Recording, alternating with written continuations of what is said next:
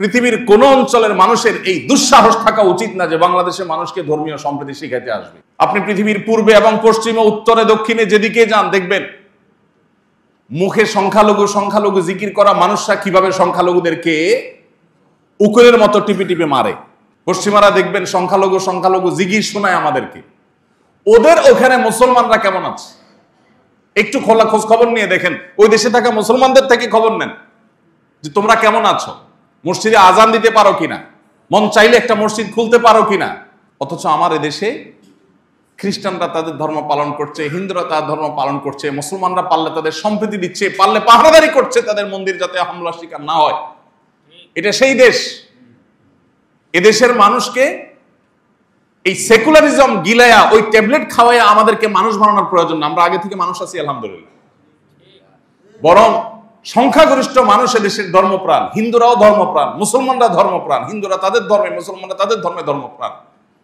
অতএব রাষ্ট্র পরিচালনার যে মূল সংবিধান, সেই সংবিধানে যদি ধর্ম বিশ্বাসের প্রতি শ্রদ্ধাবোধ থাকতো তাহলে এদেশের ধর্মপ্রাণ মানুষদেরকে রাষ্ট্র অন করত, তারা রাষ্ট্রকে অন করত এবং রাষ্ট্র অনেক বেশি এগিয়ে যেতে পারত।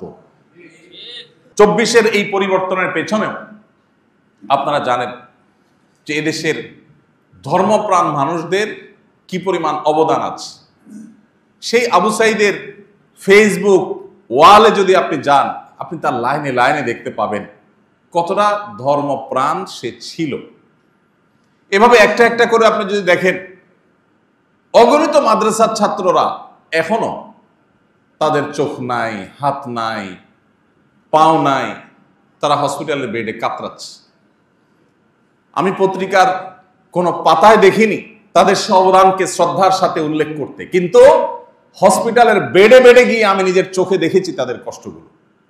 আপনি এখনো গেলে অনেক জায়গায় দেখতে পাবেন। সে 71-এ যা হয়েছে এখনো যেন আবারও সেটা না হয়, আবারও যেন আমাদের চেতনাকে যেন হাইজ্যাক করা না হয়। এই জন্য আমাদেরকে একটু সজাগ থাকতে হবে। এই নতুন বাংলাদেশ গড়ার যে সংকল্প বা স্বপ্ন দেখছে তরুণরা, আমরা তাদের জন্য দোয়া করি, আল্লাহ তাদের সেই স্বপ্নকে বাস্তবায়ন করার তৌফিক দান করুন। শোষণের হাত থেকে আল্লাহ আমাদের প্রিয় মাতৃভূমিকে মুক্ত করুন। আমাদেরকে যেন কোনো ক্ষমতাসীন শক্তিরা যেন শোষণ না করে। আমরা যেন এমন কিছু নেতা পাই, এমন কিছু মানুষ পাই, তারা কারা হবে আমরা জানি না। আল্লাহ যাদেরকে দিয়ে এদেশের মানুষের নসিবে ভালো কিছু দিবেন, আল্লাহ তাআলা তাদেরকে আমাদের জন্য উপযুক্ত হিসেবে কবুল করে নিন। আমরা জানি না কারা কোত্থেকে আসবে, কিন্তু এই তরুণরা স্বপ্ন দেখাচ্ছে যে আর নয়, জুলুম বহুত হয়েছে। যারা যখন ক্ষমতা থাকবে, থানাগুলো সব তাদের কন্ট্রোলে থাকবে, ডিসি অফিসগুলো তাদের কন্ট্রোলে থাকবে, সংবাদ মাধ্যম তাদের পক্ষে সাফাই গাইবে।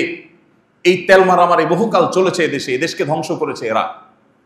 আমরা প্রকৃত বাস্তবতাকে তুলে আনতে চাই। এই জন্য এই নতুন বাংলাদেশ গড়ার ক্ষেত্রে বিশেষ করে আমি যেটা বলেছিলাম, সামান্য কিছু মানুষ যারা 1%ও না, এদেশের রাষ্ট্র থেকে ধর্মকে আলাদা করে ফেলা হোক, রাষ্ট্র থেকে ধর্মকে দূরে ফেলা হোক, এই বিশ্বাসে এদেশের কত 50% মানুষ আছে?